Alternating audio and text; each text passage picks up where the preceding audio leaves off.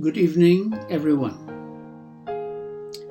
After he had fed the people, Jesus made the disciples get into a boat and precede him to the other side, while he dismissed the crowds.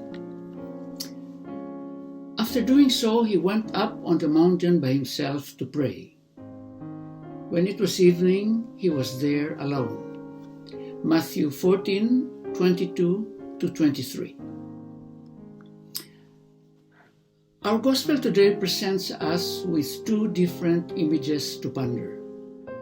The first one is recorded above, and the second one is the story of Jesus walking on the water.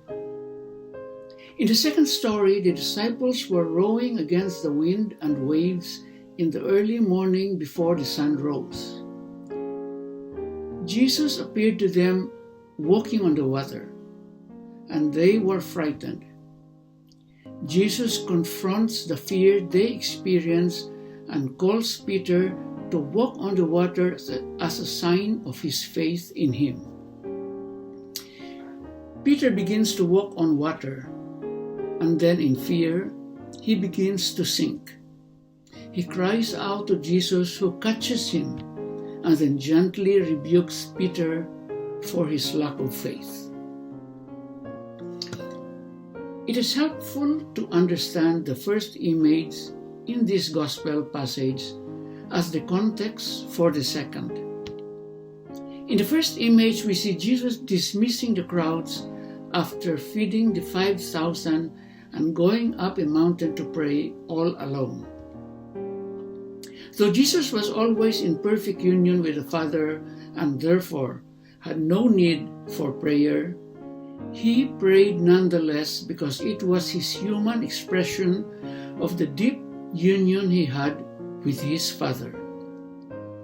As he prayed, he also set forth an example to all who would follow him, teaching them by his example about the importance of private prayer. The primary lesson he taught on this occasion was that prayer is the remote preparation we need so as to overcome all apparent obstacles in life and to confront fear with perfect faith. First, the obvious obstacle Jesus overcame through his prayer was symbolized by his walking on the stormy sea. No one walks on water. It's physically impossible. But that's the point. When we make our life of personal prayer a priority, God will lead us to accomplish that which appears to us to be impossible. It might not be walking on the water literally, but his walking on water after spending the night in prayer is symbolic of every apparent impossibility we face in life. The lesson is that if God wills it, nothing is impossible. We will know that if we make personal prayer our first priority. A second obstacle that Jesus confronts is fear. Fear is paralyzing and results in us sinking when life becomes difficult. Again, personal prayer is the necessary preparation for overcoming fear. Reflect today upon making your life of prayer the number one priority in your life. Maybe you have many responsibilities in life. Nothing is more important than prayer. And not only when you feel trapped or feel like you are sinking. Instead, we must all establish an unbreakable habit of prayer to God for the singular reason that it is good and right to do so. The fruit of such a life of prayer is that no matter what obstacle comes our way, we will have faith we need to follow every command of our Lord, overcoming even that which appears to be impossible. And God bless you.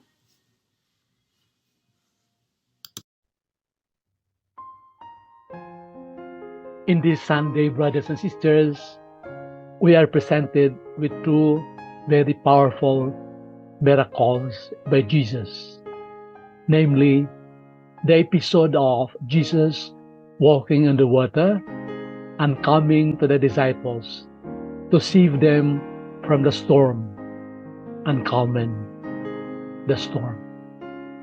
This miracle of Jesus follows immediately after feeding the 5,000 and more people in the desert.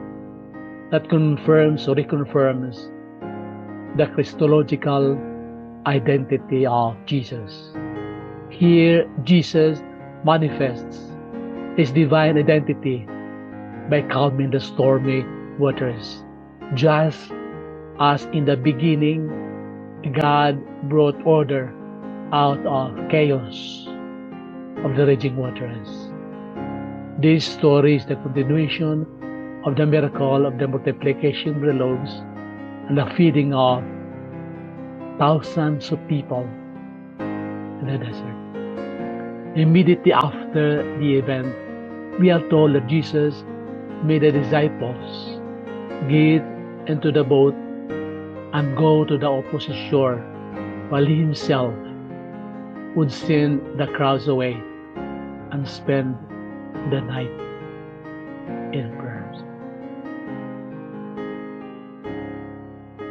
Now it is obvious, brothers and sisters, that after the incident of the feeding of thousands of people, the crowd and the disciples still wanted to follow him. They wanted him to be sold as the king. They wanted Jesus to be put in the pedestal. But nonetheless, Jesus dismissed them. It was a sign that he needed nothing of the sorts, of this adulation, praises. For after which he went then to pray. A time of dialogue, a time of communion, and a time of intimacy with God the Father. It was said that it was evening when Jesus was all alone praying, that the boat then continuously to sail and experience storms, experience troubles, experience difficulties. And during the fourth watch of the night, the Lord went to them walking. And as they saw the Lord, they were thinking that it was a ghost. They were afraid and they were terrified.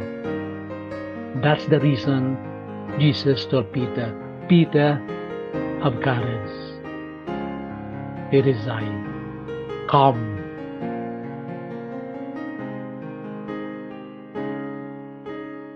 Then immediately Peter came out from the water and began walking to the Lord. As he focused himself to the Lord, he was determined then to walk in the water. But realizingly, when he was walking, he realized how strong the winds, how strong the waves. That's the reason that he started sinking. He started sinking. He was so frightened, and that's the reason for him to shout, Lord, save me. Lord, help me. And immediately Jesus stretched out his hand and told him, O man of little faith, why lead you down.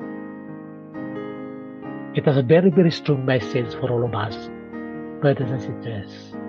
For in life, inevitably, we experience storms, we experience winds, we experience troubles, difficulties, problems, tribulations. And definitely, as you walk and as we go along, we realize that we are not alone. Jesus is always there. Jesus is always beside us, behind us, and in front of us. And at what point we try to discover the Lord invites us to walk, to have a little faith. But sometimes, or most often than not, instead of focusing the Lord, we focus our problems. We focus the waves. We focus the strong winds. So much so that we are in a sinking point. We are then almost in a dead end of a struggle. We become helpless. And hopefully, like Peter, we will shout, Lord, help me. Lord, save me. And definitely, the Lord will save us. The Lord will help us. The Lord will make us strong and be strengthened once again. So friends, in this 17th Sunday or 19th Sunday in Ordinary Time, let us realize and see how we journey, how we struggle in life. What are our wins? What are our challenges? What are our difficulties? To whom we anchor our lives? To whom we anchor our faith? Are we anchoring it to the Lord, or are we anchoring it